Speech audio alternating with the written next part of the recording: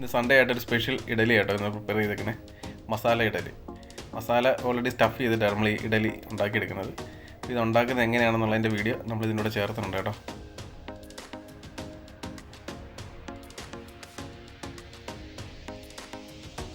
അതിനുവേണ്ടി നമ്മളൊരു പാനിൽ എണ്ണ ഒഴിച്ച് എണ്ണയും ചൂടാക്കിയപ്പോൾ കടുകിട്ട് പൊട്ടിച്ചതിന് ശേഷം ഇതിലോട്ട് 1 ടീസ്പൂൺ ഉഴുന്ന് പൊട്ടിച്ചെടുക്കണം കേട്ടോ.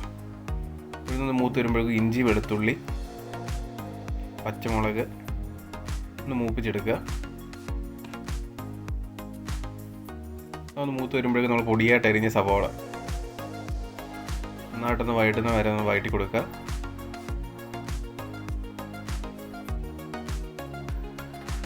ആവശ്യമുള്ള കറിവേപ്പില,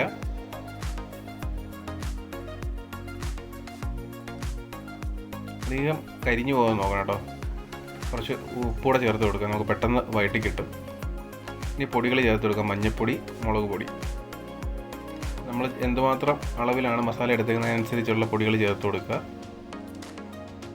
നമ്മൾ നേരത്തെ പുഴുങ്ങി വെച്ചേക്കുന്ന ക്യാരറ്റും ഉരുളക്കിഴങ്ങും കൂടെ ചേർത്ത് നന്നായിട്ടൊന്ന് യോജിപ്പിച്ച് ഇളക്കിയെടുക്കുക. ഉപ്പ് മാത്രം ചേർത്താൽ കേട്ടോ നമ്മൾ ക്യാരറ്റും ഉരുളക്കിഴങ്ങും വേവിച്ചെടുത്തേക്കുന്നത്. കുറച്ച് വെള്ളമോടെ ചേർത്ത് ആ തിക്നെസ് ഒന്ന് മാറ്റി ലൂസാക്കുക.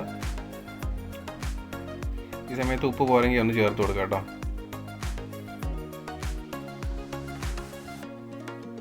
നമ്മുടെ മസാല ഇവിടെ റെഡി ആയിട്ടുണ്ട്. ഇനി നമുക്ക് ഇഡലി പാത്രത്തിൽ എണ്ണ തടവി കുഴിയിൽ മാവ് ഒഴിച്ചു കൊടുക്കുക കേട്ടോ. ഫുള്ള് ഒഴിച്ചു കൊടുക്കല്ലേ, ഹാഫ് മാവ് ഒഴിച്ചു കൊടുത്ത് ഇനി നമ്മൾ നേരത്തെ തയ്യാറാക്കി വെച്ചിരിക്കുന്ന മസാല എന്നെ നടുക്കോട്ട് എല്ലാത്തിനെയും വെച്ച് കൊടുക്കണം കേട്ടോ.